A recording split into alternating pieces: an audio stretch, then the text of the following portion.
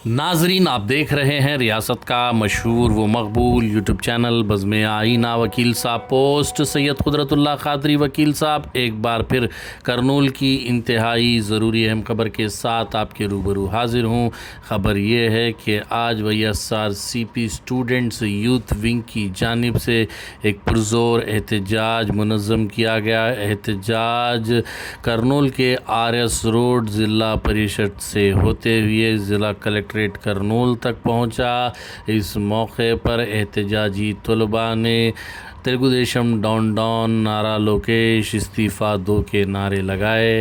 Rally का आगाज़ साबिक़ mayor BY Ramaiah और करनूल सिटी प्रेसिडेंट अहमद अली ख़ान के हाथों अमल में लाया। इस मौके पर तलबा ने कलेक्ट्रेट पहुंचकर हुकूमत के ख़िलाफ़ जमकर नारेबाजी की और नारा लोकेश से इस्तीफ़े का मुतालबा किया।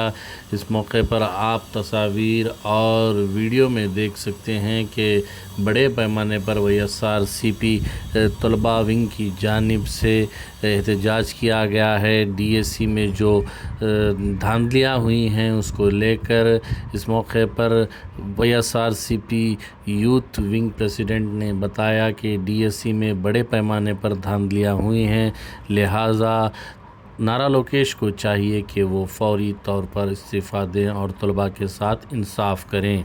आप देखिए ये खुसूसी रिपोर्ट। सैयद कुदरतुल्लाह क़ादरी वकील साहब को दीजिए इजाज़त।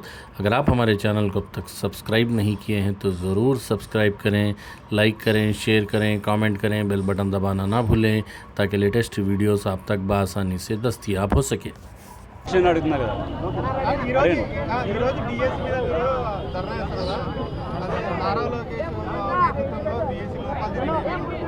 ఈరోజు మేమంతా ఇక్కడ వేలాది మంది స్టూడెంట్స్ అండ్ ఈ నిరుద్యోగ యువత కోసము పోరాడుతున్నాం ఇక్కడ.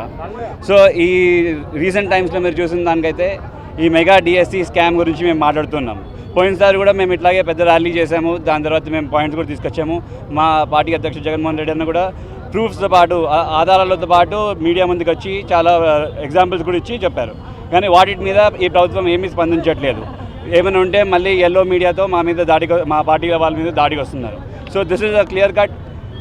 మీరు ఇప్పుడు రీసెంట్గా మళ్ళీ ఇప్పుడు చూస్తే ఢిల్లీలో ఇలాగే నీట్ పేపర్ లీక్ అయితే అందరూ జెన్జీ అంటే అందరు ప్రొటెస్టర్స్ అందరు కలిసి కాక్రోచ్ జనతా పార్టీ అని ఒక ఫ్రంట్గా ఫామ్ అయ్యి అందరు యూత్ అంతా వెళ్ళిపోయి అందరు స్టూడెంట్స్ అంతా వెళ్ళిపోయి సెంట్రల్ మినిస్టర్నే రిజైన్ చేయగలిగారు.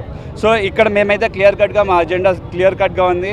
మీరు ఏమీ చేయలేదు అంటే న్యూట్రల్ ఇన్వెస్టిగేషన్కి మీరు రెడీ అవ్వాలి. CBI ఇన్వెస్టిగేషన్ అన్నా న్యూట్రల్గా సిట్టింగ్ జడ్జితో ఇన్వెస్టిగేషన్ అన్న కావాలి.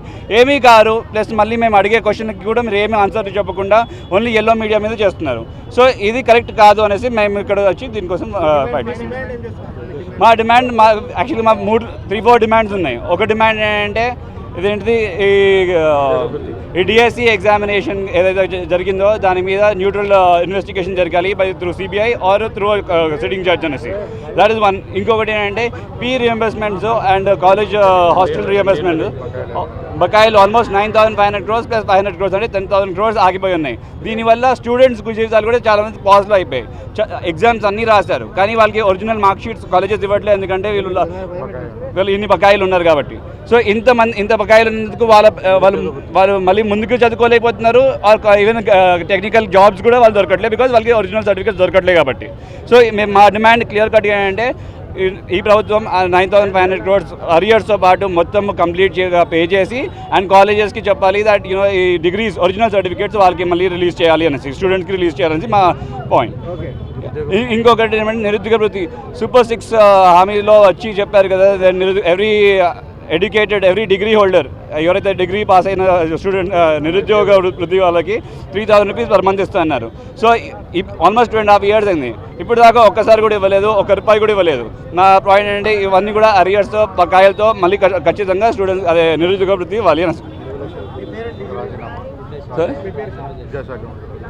కాదు ఏమన్నారు సార్ రిజిగ్నేషన్. అదే ఇవన్నిటిని నైతిక బాధ్యత వహిస్తూ education minister of AP has to respond and ఇది రెస్పాండ్ అయ్యేంత వరకు మేము ఈ ధర్నా చేస్తూనే ఉంటాం.